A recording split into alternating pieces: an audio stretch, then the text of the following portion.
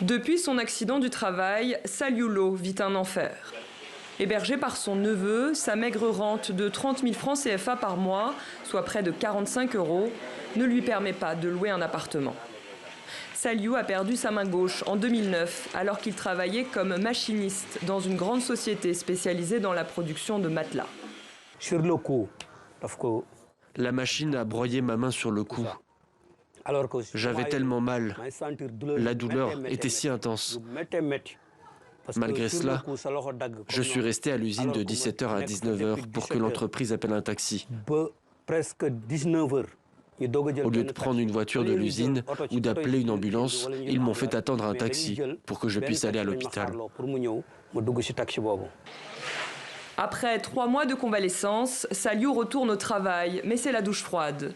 Il n'a plus aucune prérogative et ses supérieurs tentent de le faire partir, sans même une indemnité.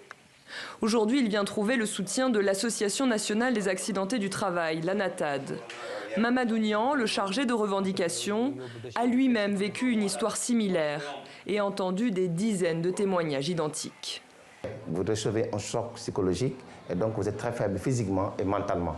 Et généralement, c'est des chefs d'entreprise, des directeurs de société qui utilisent ces moments-là pour vous balancer dans la rue par des départs négociés déguisés en quelque sorte avec des sommes dérisoires.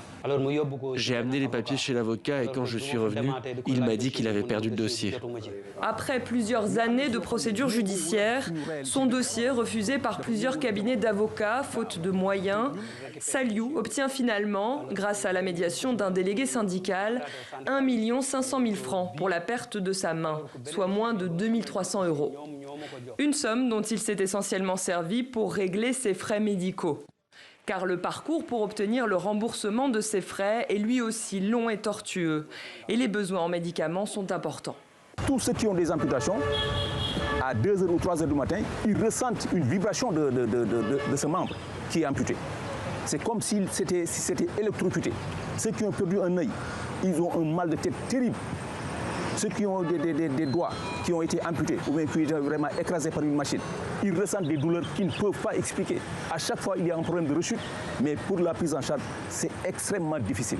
Au début du mois, le chef de l'État sénégalais, Macky Sall, a annoncé vouloir actualiser le code de sécurité sociale et l'ensemble des textes réglementaires qui renforcent la sécurité sociale des travailleurs.